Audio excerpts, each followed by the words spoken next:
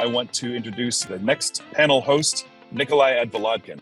Hello, everyone, and welcome to today's session on test management, orchestrating testing efforts for enterprise success, featuring SauceLabs Technology Alliance program partner, TestRail. My name is Nikolai Advolodkin, Senior Developer Advocate here at SauceLabs. And before we get started, I'd like to go over a few housekeeping notes so you all know how to participate in today's event. You should see Zoom webinar control panel at the bottom of the Zoom window. You can use the Q&A feature to submit questions for today's presenters. In addition to submitting your own questions, you'll also be able to upvote questions submitted by other attendees. You may send your questions at any time, and we will answer them in the live Q&A session at the end of the presentation. If you have any technical issues or need any support regarding the webinar, you can email us at webinar@saucelabs.com. And then finally, I just want to remind everyone in today's presentation that it's being recorded, and you'll receive an email with the links to view the recordings and slides following the event. It's now my pleasure to introduce a few of today's speakers. First, we got Diego, who is a solution architect and testing advocate at TestRail. He has more than 9 years of experience in QA engineering, starting as a functional tester and then specializing in test automation. He has always promoted a structured testing approach with a focus on automation and has helped teams in many fast-paced development companies to improve testing processes and tools. Next, we have Heather. She's a product marketing manager at TestRail, a test management software that helps QA and development teams speed up testing, improve product quality, and ship releases faster. In the last 10 years, she has focused on blazing her own career path through various roles as lab technician, software development manager, and marketing manager. She loves understanding how the parts of a business interact with each other, driving remarkable customer experience, and explaining a solution's value. And finally, but not least, we have Vice President of Technology Strategy at SauceLabs, Marcus Merrill, who uses his experience from 20 years in test to build robust customer-centric solutions around test automation, release management, and the entire SDLC. He started using Selenium WebDriver in 2007, contributes to the Selenium project, and chairs the Selenium Conference Organizer Committee. Welcome, everyone. Thank you all so much for joining. With that, I'll pass over the mic to Marcus. Well, I mean, let's go back to Diego, right? Sorry, this is my slide. All right, great. Thank you. So this is a combination talk between SauceLabs and TestRail, and we're going to start by talking about each solution separately, and then we'll go into Diogo and Heather will talk more about how the solutions are combined to give you kind of an amazing experience. SauceLabs as a platform is an execution platform for the very, very most part. What we do is we take scripts that you execute, take scripts that you have created using methods like Curiosity or Selenium or XUI, Espresso, Puppeteer, Test Cafe, Playwright, or any tool like that. And I left one out. And then WebDriver IO, that's the one. And then we allow you to execute those tests in parallel at scale. So if you have thousands of tests, each of which takes 2 or 3 minutes, in theory, you can run the entire suite in 2 or 3 minutes. What we try to do is we try to help you control cost, run your tests faster, get your solutions to market faster, and then standardize. It allow you, if you want, to standardize your testing across teams, eliminating tool sprawl and vendor noise. Now, that said, we do support whatever, we're agnostic to whatever test strategy you have. We'll allow you to bring your own technology and your own choices and your own methodologies to our platform, and then we'll let you execute them, or we'll encourage you to execute them in parallel on the most secure test platform in the world. And with that, I'll hand it over to TestRail, and we'll talk about test management. Yeah, thank you, Marcus. So TestRail, at the heart of it, we are a test management platform, and we really try to help empower QA teams so they can build and connect and optimize all of their testing processes. And one of the great things about TestRail is how flexible it is. So it works with any workflow, team size, methodology. But what we really like to focus on is helping teams scale. And a lot of that happens through things like traceability, visibility, in governance. So when we talk about something like traceability, when you have that in place with TestRail, you have a real clear understanding of the test coverage across different requirements so that teams can easily identify their gaps, their areas of risk, just places they might need some additional testing. And understanding this is going to help your teams ensure that they can really effectively and efficiently prioritize their resources and functionality. But then when it comes to visibility, there's a variety of charts and reports throughout the entire platform so that you have real-time insights into the testing process, the progress, and the outcomes. And we know that teams need to report back to management and stakeholders, especially growing teams and larger enterprises. So the comprehensive dashboards and metrics, they provide a real holistic view of testing activities that can be easily communicated inside and outside of the organization. And then when it comes to governance, I think SauceLabs and TestRail tend to have a similar user base. I know on our end of the spectrum, we have a great number of users that are in heavily regulated industries like finance and healthcare and insurance. So a lot of these teams are pretty concerned about governance, as they should be. So we like to really focus on giving them the ability to establish security policies, procedures, change logs, approval processes, and so on, so that they can meet these types of demands with enterprise organizations. And just when you're talking about these are types of concepts you need to think about when you're talking about scalability and making sure that your tools can handle that for you. And going back, Marcus, to what you were saying and what was on your SauceLabs slide, I think the values and focus of SauceLabs and TestRail are really what help teams scale and grow to meet these challenges in an industry that I think we all know is pretty ever evolving at this point. Awesome. Thank you both. And I think next we have a poll coming up for everyone in the attendance to answer a question for us, please. It's always very interesting to see the data that comes out of these polls.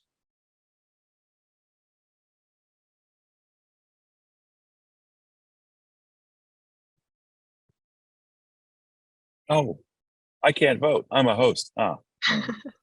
Yeah, I was also trying to vote. Yeah, I wanted to, but but I shouldn't. We're not allowed to skew the results. Well, while we're waiting, I want to tell a real quick story just for just a few seconds, if you'll indulge me, about TestRail and my experience going back. I've been using TestRail since 2012, I think. It won a bake-off due to its extremely comprehensive data model for test case modeling and management, and its ability to give you a very, very accurate, glanceable picture into both the manual and automated states of any given release you've got going on at the moment.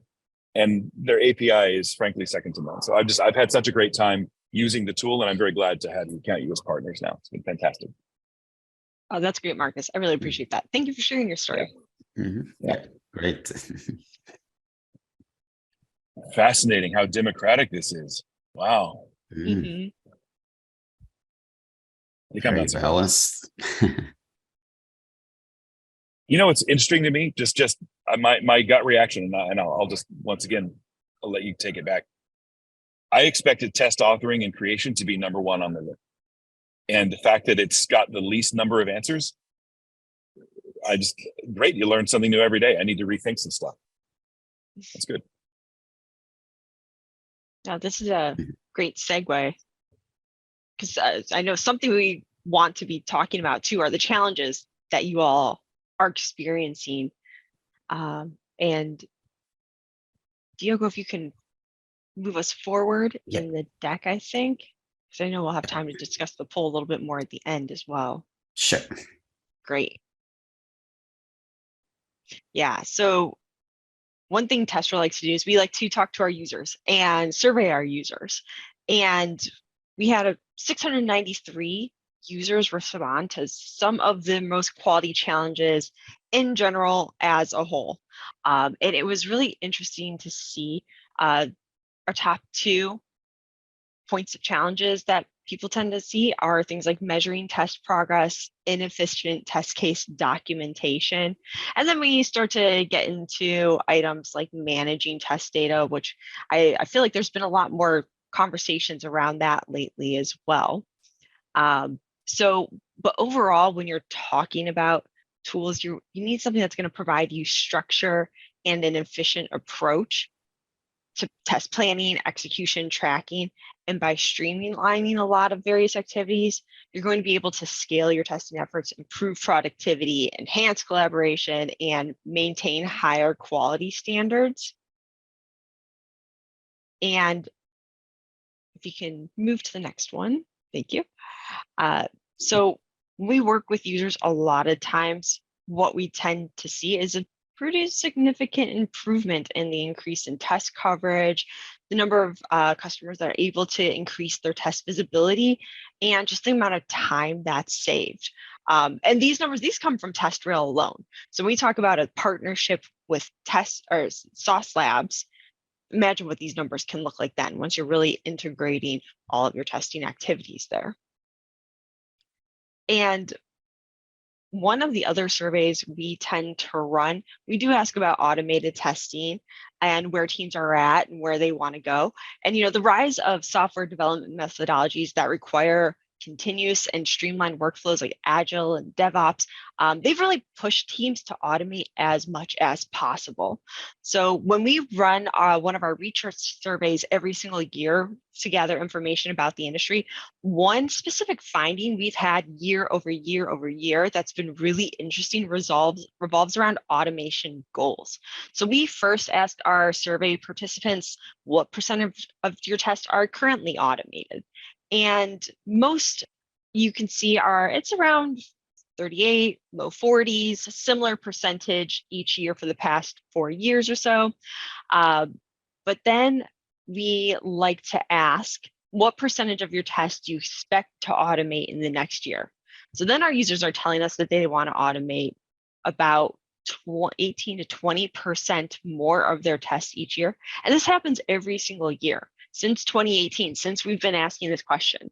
And we don't have the most recent data on here, but we saw the exact same gap between what people are currently automating and what they want to automate.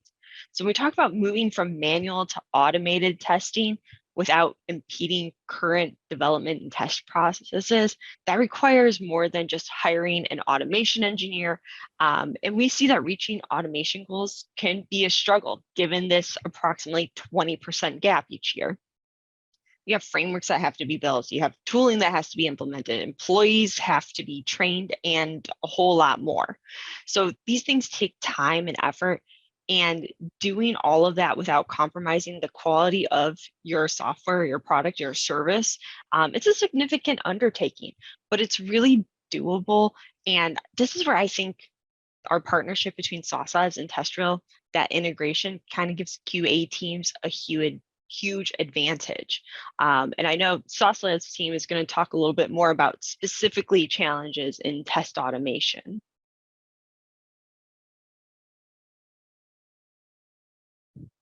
Yeah, the challenges of test automation are manifold. It is difficult to find people with the right skill set. It is difficult to keep the people with the right skill set interested in testing. Nikolai and I, occasionally you find some people who actually stick with it for a long time, Diogo, but overall, people tend to use testing and test automation as a stepping stone to get into feature development, which has always been odd to me, just because I've found that you could write a lot more new, novel, interesting code when you're in test automation with a lot more autonomy than if you were doing feature development. But we also see problem with time constraints. Like at some point, if the framework isn't fully mature, if you aren't able to move really quickly with a tool like Curiosity, something like that, you haven't added something like that to make your velocity harder, you end up having to be pulled back into the world of manual testing and you fall behind.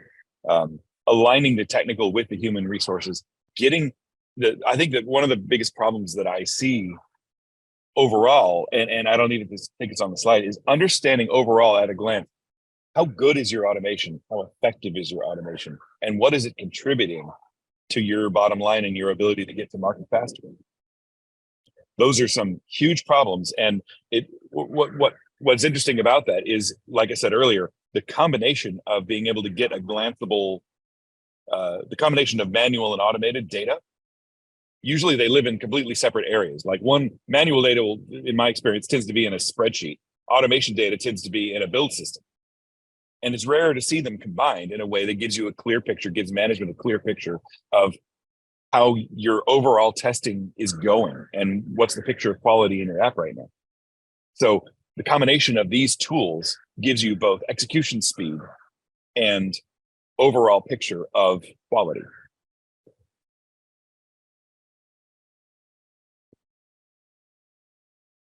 So when we're combining these, we find that a lot of folks are struggling with, we need to test iPhone. And so everyone starts testing iPhone, and then they figure out that they can use Appium with iPhone. So they plug an iPhone into their computer and they get an automated test going with Appium and an iPhone, and it's fantastic. It's like a great moment. And then you realize that, well, I probably should test on Android too. So you plug in an Android phone to your and you suddenly you end up, and we've seen this multiple times, you end up with a stack of devices on your desk that becomes untenable to manage. You know, someone else is going to come over to your desk and they're going to borrow one of the phones. They're not going to keep it charged. They're not going to keep the operating system up to date. So you have to go back to their desk and figure out who had the phone. It's got fingerprints on it by then, and you kind of clean it off, you know, because most of the time when you have a phone, it's your phone. Nobody touches it but you. Not true in a lab environment. People take each other's phones. They get a little bit, you know, funky. We actually talked to a bank that was in, I think it was in Rio de Janeiro, Brazil. And they employed a kid, like a 14, 15-year-old kid, to ride around the city on a bicycle with a backpack full of phones, delivering phones from one developer to another to make sure that they could get their testing done for a couple of hours and then drive to the next group right there. And it just seems so insane to me to have to take all of, like, none of the things that I just talked about have anything to do with your business. They don't have anything to do with the risks to your customers or anything. All they are is infrastructure management that's below the line. So why not rent that? We should be taking a device farm and paying someone else to do all of that management for us, because it's just a huge amount of focus that is not on your customers and not on your business. It is adding risk to the process. I think I've probably covered just about everything now. Yeah, pretty much. Yeah. And well, I can see myself in so many of those pros, like in past experiences, like companies asking me to set up a device farm, an in-house device farm. That's a huge nightmare. I mean, you guys get it all figured out now, but starting from scratch is really hard. And also getting like the latest devices, we would be begging management, please give us money for the new iPhone, and we wouldn't be able to get that when we need it. So yeah, totally see how this solves all these problems. And not only that, but once you upgrade an iOS device to a newer operating system, you can't bring it back. So we at Sauce, we lock devices into operating systems so that you always have an older operating system at your disposal when you need it.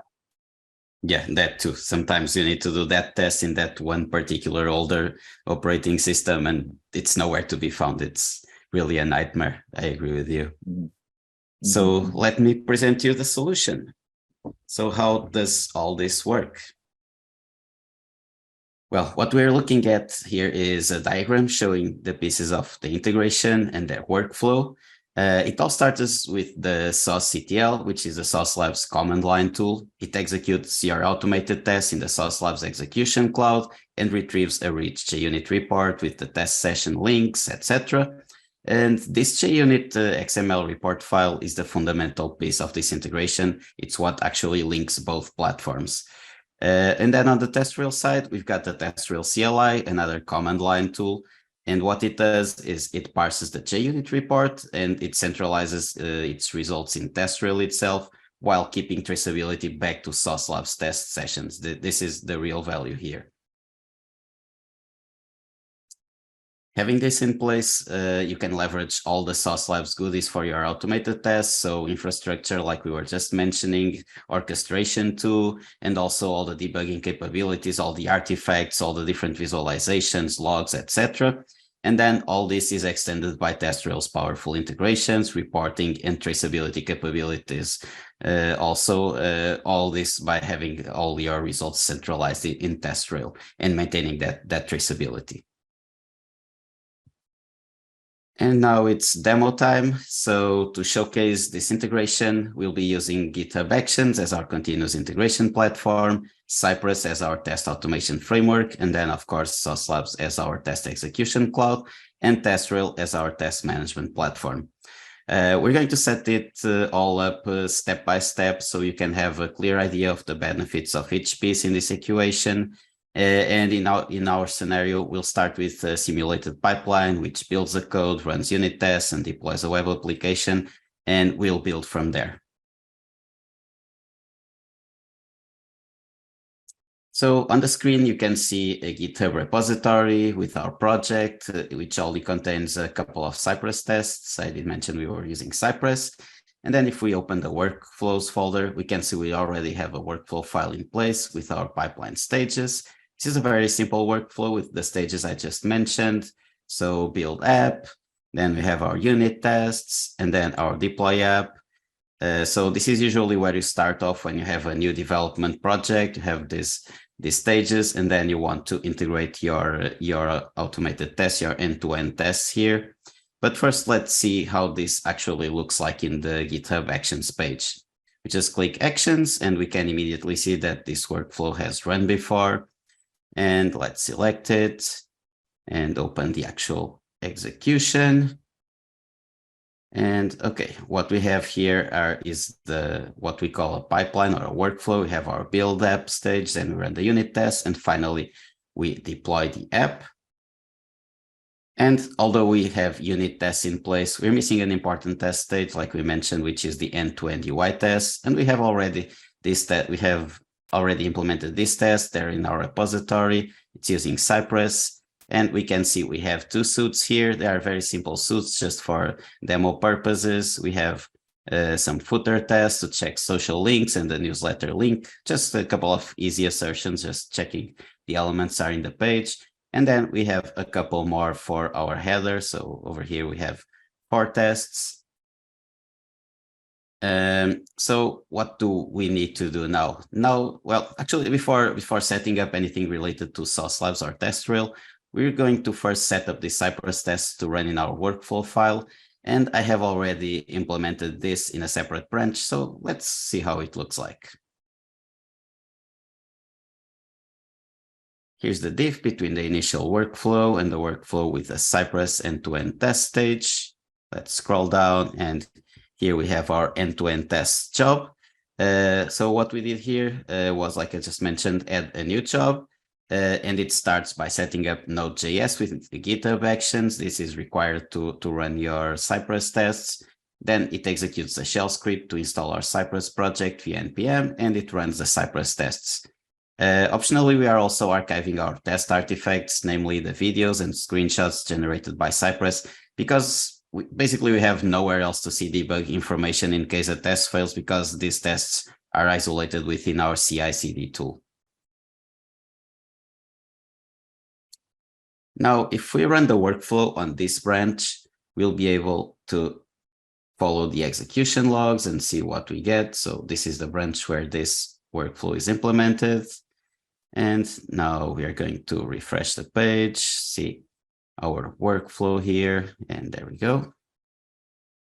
Let's open this. So the build app and unit test stages are completed. The deploy app, these are all fake stages, by the way. I think I mentioned that. That's why they're so fast. And now we have our end-to-end test stage. So we see Node.js being set up, and now we are installing our Cypress tests using npm. It's going to be very quick because this obviously is a little accelerated, so we don't lose a lot of time over here. We want everyone to keep focused on what really matters. And we see our tests being executed. 2 tests already passed, 3 more tests, and 1 of the tests just failed. So this was deliberate, just so we can then see the test results. We see tests failing, etc. And now by going back to our summary of our pipeline, we can see our end-to-end tests failed. We can see it on the pipeline up there. We can see the annotations as well. If we clicked it, we would go to the logs. And then we have our test artifacts. If we open these test artifacts, what will happen is that it will download a zip file, and then we would have to fiddle with it, try to find the artifacts we need to debug this test, namely the video, the screenshot from the failure, etc. And this is perfectly fine if you're just starting to integrate your end-to-end tests in your workflows. But keep in mind that these would be completely disconnected from anything other than the pipeline they run in. They would be isolated here, and there wouldn't be an easy way to reach them.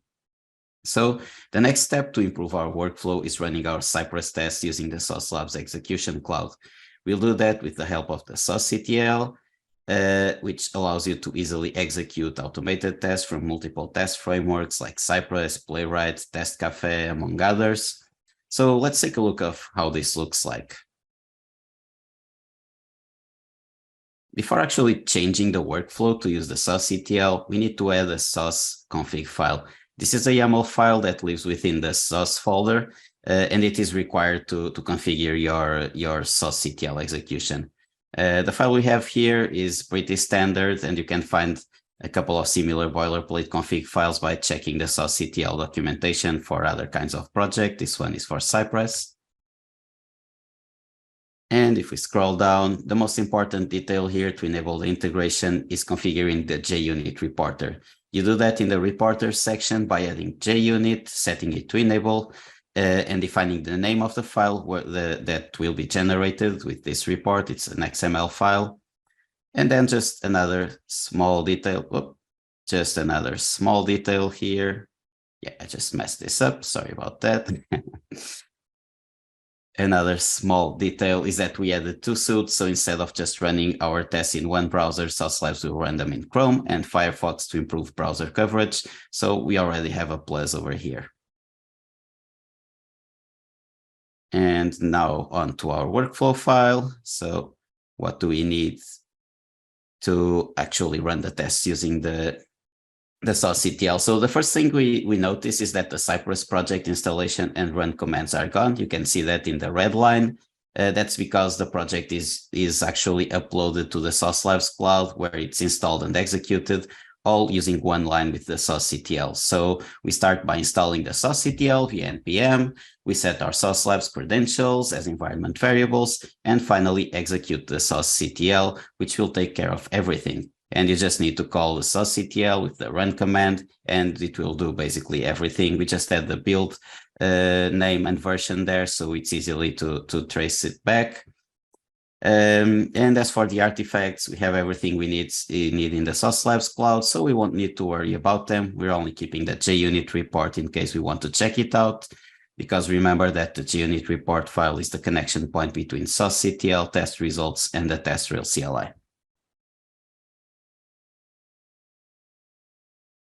Now let's run this workflow. This workflow is in the Cypress SauceLabs branch in my project. And okay, here it is already running. Once again, our dummy stages are running. It will get to our end-to-end test soon. Oops. Taking some seconds here. And okay, here are the end-to-end tests being executed. And we can see how it's installing the SauceCTL, and now it's actually uploading the project to SauceLabs, and it's executing all the suites in parallel in two different browsers. So we configured Firefox and Chrome, and we should have the same results for both of them. And it's just finishing up. There we go. So let's go check the pipeline summary and see what we get. Okay, the tests are still failing. But now if we scroll down a little, we can see that we have our test artifacts, which now are just going to be our JUnit report. We can check that later. But now we see a summary of the test execution with links to the sessions and a couple more information. And this comes out of the box by using the SauceCTL, which is pretty neat. And if we open one of the sessions that failed, we can see it in the SauceLabs interface.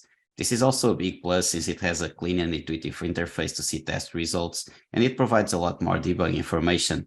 So for instance, right now we are seeing the video. So we see it as if we were running the tests in our local machine. We see the Cypress console over there executing everything. We can see what's happening in the UI. We can also see the screenshot of where the test failed. We can see some logs as we would see in our CI/CD tool. So it also extracts the logs to SauceLabs. We can also see some metadata. So we have more detailed information such as a precise browser version, execution times, things like that, and also just general test execution data. And then we can also, this also allows us to share this execution with anyone we want inside or outside our organization, which is very helpful if in case we need to share some sort of test evidence. So now that we have all this, the last step is integrating the test results into TestRail. You may ask why. If we already have everything, we need to debug our automated tests in SauceLabs. Well, 100% test automation is hardly feasible, let's be honest, if not impossible. So in most projects, you will have someone executing tests, either scripted or through exploratory testing sessions to assess aspects of the system that are not suitable for test automation. Some examples are actual user experience, user feeling, etc. And these tests are usually managed using a test management tool such as TestRail. What we're seeing here is a TestRail test repository where we can see some test cases have already been specified for a couple of different areas of our application. So we also set the priorities, and we've even set up traceability back to our user stories, the user stories that they are covering in an external issue tracker. One of the advantages of using TestRail is that it is able to integrate with multiple issue trackers, among other types of tools. So then on the test runs and results, we see a couple of ongoing test executions. These are tests that are being executed manually. And if we open one of them, we can see the results for each test case. We don't have any information on automated test results, though, because they are isolated in our CI/CD tool. This is what we have implemented so far in this workflow file. So the next step is to integrate the test results into TestRail. So let's see how this can be implemented using the TestRail CLI. Okay, here is our workflow file. Let's scroll down a little bit. And since we already have our JUnit report being generated by SauceLabs, we can simply add a new step to our automated test job. So we start by setting up Python with a GitHub action because the CLI is created in Python, so it needs to run under a Python environment. And then we install the CLI using pip install. It's on the public package index, easy to install. And finally, we actually execute the TestRail CLI. It's as easy as sending in a couple of required parameters. So although it looks like we are doing a lot there, we are just sending in things like our access credentials, the projects where we want our execution to be reported to. And then we send the parse JUnit option with the path to the JUnit report. So that path is the name we defined on the configuration for the SauceCTL. We need to define the special parser for SauceCTL test results, which is a special implementation for this particular integration. And we add a test run title with the version we're testing and a description with the URL back to the GitHub workflow, which enables us to create traceability straight from our test runs back to the pipeline that originated the test run. And back to GitHub, we are going to run this final workflow where we have everything. So Cypress, SauceLabs, and TestRail. And there we go, our last workflow. There's the build app, unit tests, and deploy app, and finally the end-to-end tests. I added the upload of the results in this step. I could have added a different step. So everything else is still the same. So the test will still run using SauceLabs. And then we have an extra step. Right now we are seeing the CLI being installed, and now it's processing the report and sending in the results. So it found 6 test cases, and it adds the missing test sections. It also automatically creates test cases, creates a test run, and submits results. It will do this twice because we have the same test cases being executed for Firefox and also Chrome. We are going to see that just in a moment. So same outcome. We also see all the widgets from the integration with SauceLabs. And now by refreshing our test runs and results page, we can see that we have 2 new runs, one for Chrome and one for Firefox. And if we open one of them, let's say we open Firefox, right now we already have everything we need for a global overview of our testing. So manual and automated tests, all the runs were there. And if we open our automated runs, we can see that in each test we have the SauceLabs session. We also get some stack trace information, error information, but we'll probably need more than that. So we can just go straight to SauceLabs and see all the artifacts we've previously seen. So you just click on the link on the test that failed, and we have access to the videos, to the screenshots, the logs, etc. So a lot of detail to debug our tests using SauceLabs. And then we also have a link back to our pipeline in case we want to see if anything happened with the deploy, if anything, any warnings were shown, etc. So with this final workflow, what we've achieved were 2 important things. So basically now we have a single source of truth with centralized test information in TestRail. And we also bring our test automation results and debug information to light, both in TestRail and SauceLabs. And not only that, but now we can leverage TestRail's reporting capabilities to generate insights on our consolidated manual and automated test efforts against, for instance, user stories or requirements. So we have all our runs up there. And now we can find out which user stories are being covered by automated tests, which are being covered by manual tests. And we can even find gaps in our test coverage, like we can see on the first reference. There are no test cases covering this reference, so we should definitely fix that. Okay, and now before wrapping up for Q&A, here's a summary of the main benefits you get by integrating SauceLabs and TestRail.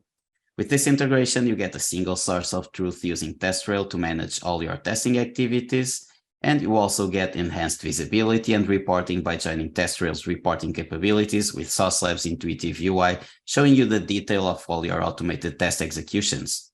Plus, you'll have end-to-end traceability all the way from your user stories down to all types of test results. And all this enables collaboration between teams, allows you to break the silos and to streamline your testing processes. Last but not least, SauceLabs takes care of your test orchestration needs inside their powerful execution cloud, so you don't need to worry about complex infrastructure for test automation like we were just discussing now, which I can tell you really is a nightmare. So if these guys are doing a great job, why not just go with what's done and not reinvent the wheel? And I'm throwing you back the mic, Nikolai. Awesome, Diego. Thank you so much. That was a super cool demo. I myself have so many questions. And we do have a number of questions here that we're going to open it up to now. So feel free to drop your questions in the Q&A section of the Zoom. And I'm just going to start going at them one by one, and anyone that feels they're the right person to answer, feel free. The first one I see here looks like it's for the TestRail team. Nicholas asks, will the TestRail results show a link back to the SauceLabs execution? Yes, exactly. That's what we were just showcasing. So for each test case, you'll have a link which goes back to the SauceLabs execution. Sometimes the link is shared between different tests because they are all run within the same session.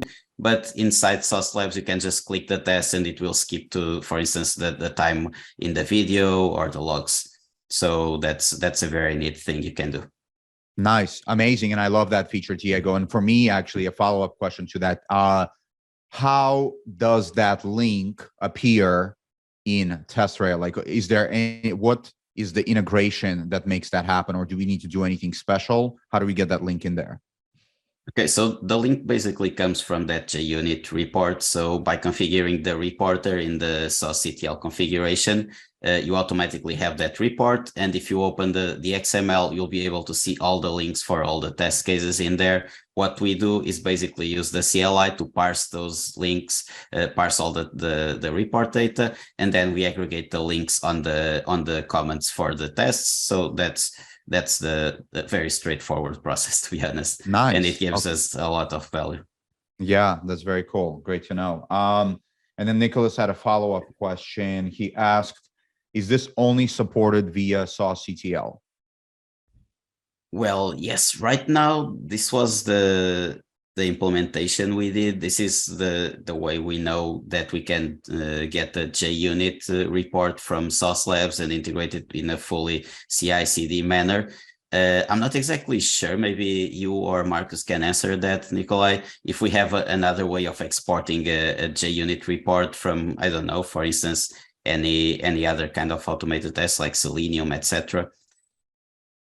Yeah, that is a great question. Yeah, I definitely know it comes standard as source control. I'm not 100% sure if it comes standard as part of Selenium and Appium executions. I'd need to look into that. Yeah, if we have that, we can grab the links and add them to TestRail.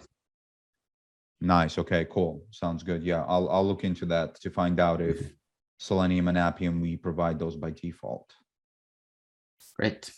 All right, cool. Continuing down in our questions. How does TestRail help in maintaining visibility and traceability of test results? Want to take that one, Heather? Need some water for my throat. Been talking for a while.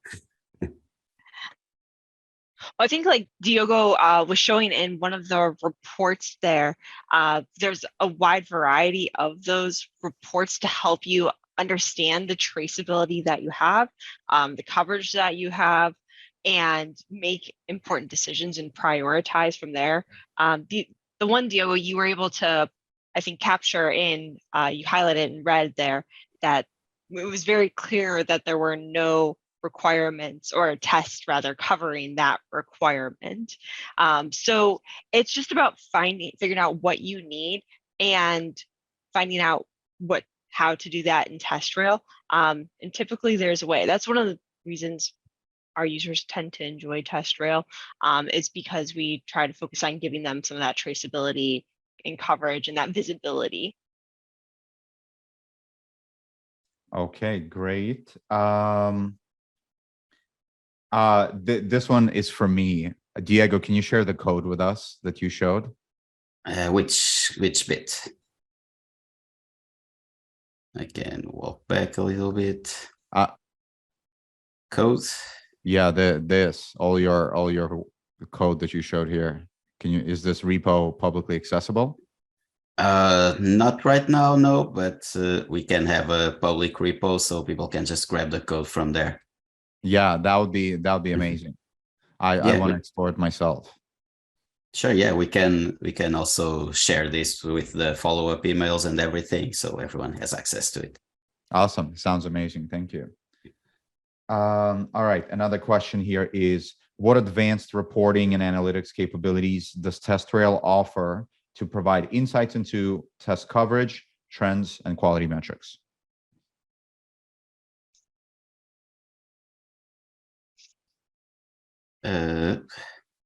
Sorry, I was just fiddling with the slides. So you're mentioning advanced reporting, analytics, etc. I think, like Heather mentioned, we have quite a few default reports we have in TestRail, and each report can be used for a different purpose, like finding those trends, finding for instance, if you configure a lot of custom fields and then you want to know which tests are having the highest status for each custom field, so you can have a sort of top status report. We can use that, for instance, to find flaky tests. That's one of the use cases for automation. So you would flag your tests as flaky manually, and then you would generate a report which surfaces that information. There's the traceability reports. There's also coverage reports while you're still in your test design phase. and you want to know how that's going. So there's a lot to explore there. I think I've given one particular example, but then again, it depends on the goal and use case for each person, depends on the processes everyone is following, the sort of metrics they want to track. So they should definitely just give a go at our reports and see what good it can do for them. Okay. And we have in our support center a document that gives a overview of the built-in reports that TestRail has. I will send that over, and maybe someone can post that in the chat to everyone. Yes. A follow-up question to that: how does TestRail figure out the test coverage, or quality metrics? Okay, so I think test coverage, that's like an ongoing discussion within the whole testing community, like what's test coverage and how you measure it. It's a little subjective, but when we talk about test coverage and test management, what we usually go for is you have your requirements. So you want to have those requirements as granular as possible. So then you can create test cases that are going to cover each requirement. And if you have test cases for all requirements, you should have a good test coverage. I'm not going to say we have 100% test coverage, because we all know that's one of the testing principles. You can't test everything, but you definitely can have some sort of indicator on whether you're having a good coverage or not by just tracking the test cases to your user stories or requirements. So I think this is the short answer, but this could be like an ongoing discussion that would take a long time. Okay, so just to summarize, it's a link between the user story in TestRail versus test cases also That stored in cover TestRail, and it figures out based on that.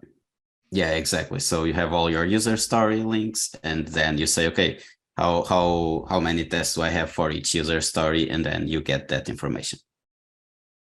Okay, very cool. All right, let's see. I'll ask this question. I'm not sure if it makes sense. I'm asking how to do advanced scenario using test modeler IO. Maybe that's from the previous webinar. Yeah, I think that's okay. Yeah. Cool. Okay, Diego, this one is for you. Can you show that in Cypress link SauceLabs that you just spoke? Can you help me, Nicole? I didn't quite get the question. Yeah, this is what the question says. Yeah, Jigisha, if you want to rephrase your question, please do that. But I'll say what I think it means. Maybe they want to see a test report with a link back to SauceLabs from your Cypress tests. That's what I'm reading. Okay, so on the test reports themselves, we don't have that ability. Where you have those links is within the TestRail UI. So it's in the interface, you navigate to your test runs, and then by going to each test case, you have the specific link to the execution. We don't have that available in our reports, unfortunately. We are trying to improve the reports to bring more information to light, though. Cool, thank you, Diego. And Jigisha, hopefully I got your question. If not, please re-ask it. Someone asks, if we record script on iOS device, does the same script works on different devices, OS versions, iOS and Android? I'm assuming that's probably a question for us at SauceLabs. Marcus is on his way to catch a ferry, so I'll go ahead and take that. So for the majority of the situations, especially if it's related to native mobile applications, right? Those are applications that you download for your Android or iOS device. The answer is no. You cannot. That is one of the biggest challenges of mobile automated testing, is that actions performed on an Android device are not the same as on an iOS device. In fact, a lot of times what happens is there are totally separate development teams that are creating the same app, but in different cycles with different teams and with different requirements and so on. And so the user experience on one app is totally different from another. And that's actually expected and normal, because you can imagine that people that are used to using iOS don't want an Android experience and vice versa. And so you do want those applications designed for the native platform, but ultimately that does make automated testing drastically harder on Android and iOS, meaning that you do have to write 2 automated tests for each one. Now, if we talk about web applications that are opening up on mobile devices, there is a possibility that a script may work on both. However, the native behavior of each device will still potentially cause some differences. For example, you can think that one Android device may be of a different resolution from an iOS device. And so even though it's the same web application opening on both, how you locate and interact with one element on a larger device may be different from how you locate and interact with that same element on a smaller device, because on a smaller device, you might need to scroll that element into view, while on a larger device, it appears automatically. And so unfortunately, what we see most of the time is you do have to write 2 separate types of tests for Android and iOS. Where this may be different is whenever mobile applications are developed on like React Native, for example. React Native is meant to be one programming language that can run on both Android and iOS, and there you might be able to write some tests that work on both. However, when you go to end-to-end testing, you'll still face the same issues that I already covered. Yeah, I actually had that challenge in my previous job, which was exactly a React Native. And even though we were able to reuse some of the higher level scripts, like our abstractions, there were still a ton of particular implementations then for interacting with the iOS and Android app. So yeah, it's very, very challenging. Yeah, it is. I mean, it's the fundamental design of each of the platforms, right? Everything on there is different. And so that will create totally different user experiences for the applications, and hence requires totally separate scripting. Yeah, exactly. Let's see. Awesome demo, very useful. Thanks, Diego. One question I have, is there any changes to the way we configure automation ID to integrate with SauceLab? So automation ID to integrate with SauceLabs. Well, if you're just asking if SauceLabs changes anything regarding the integrations you do using the TestRail CLI, it sort of depends. I'm not entirely sure. But for instance, if you already are running your Cypress test, let's say Cypress test, this is our example. If you are already running Cypress tests in some sort of continuous integration environment or even locally, and you're importing your test results to TestRail, and now you start running them on the SauceLabs execution cloud and parse that report, and you already have those tests created in TestRail using the automation ID, there might be a problem because the automation ID is based on the class name and name on the XML report, the JUnit report, and they might not, I'm not 100% sure, but it's very likely that they are not the same, so they would duplicate your current test cases. So you would have to adapt to that. Otherwise, what you can do is start using a specification first workflow where you actually add the ID from TestRail in your test code, and then the tests are mapped straight to that test, and there's no messing around with automation IDs, etc. It's more reliable. I hope I answered the right question. I was kind of doing some guesswork here, but this is what felt right. Thanks, Diego. Yeah, feel free to follow up if you need more from Diego. Yep. All right, next one is and then in parentheses, or are there plans for TestRail to support triggering tests that run on SauceLabs? Example, for QA to run test jobs outside of CI. To run test jobs outside of CI. Well, you can, actually we have UI scripts, which is this one tool fits all kind of thing, which is basically JavaScript injection in TestRail, which you can use to actually create a button in the UI or whatever widget you need, and then actually trigger a request to any automation platform. So you would be calling their API to start some sort of test suite. You can already do that. As for sort of an out-of-the-box implementation, we don't have any such plans so far. The next thing I know it's coming, it's something similar, but to trigger CI/CD tools. So trigger your Jenkins tests, your GitLab or GitHub tests, etc.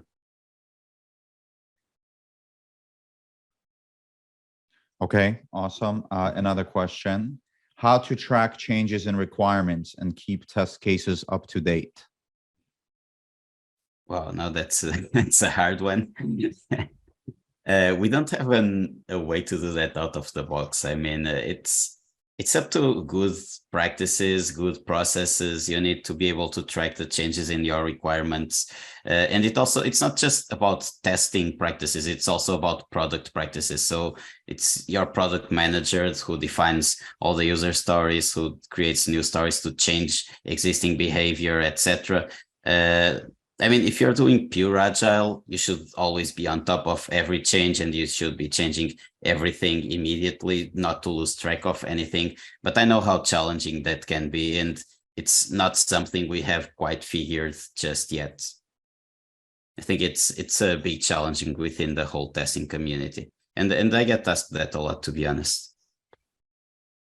Maybe these new AI things will help us there. Yeah, it's really hard because as we have requirements, and based on those requirements, we have tests that validate the behavior of our application based on the requirements. And so if the requirements change, we have to update our tests in order to be able to test and validate the new functionality as specified. So how you do that in an automated manner, I don't know. Yeah, because like your requirements most of the times aren't even versioned or anything. So it's very tricky. You really need to have good practices to be good at it. Yeah, they used to have I haven't heard anything about it for a long time, but they used to have acceptance test-driven development. People used to talk about it, I don't know, maybe 10 years ago, it was more common, where teams would write acceptance tests that would read like requirements that would then be implemented into actual tests. And so then that would kind of allow you to, create requirements that automatically become tests. But for some reason that never picked up, and I haven't seen much around it outside of like test-driven development is the main one I still see around, but acceptance test-driven development, haven't seen much of it. Yeah, some people try to sort of get this with BDD as well, but again, it's not 100%. It always comes down to how you implement things. Yeah. Let's see here. Cool. And then just got a bunch of thanks from everyone. Any last minute questions here? We got a minute left. Cool. All right. Well, thank you all so much for joining. This has been such a wonderful session. Heather, Diogo, and Marcus, thank you all so much. It's been such a pleasure. If you all need us, you can reach out to us there on LinkedIn that you'll find below. And as we said, there will be an email that follows up with a lot of resources and details that we've covered in this webinar. Thanks again and have a wonderful day, everyone. Thanks everyone. For having us. Yeah, thanks for having us, Nikolai. It's our pleasure. Bye all.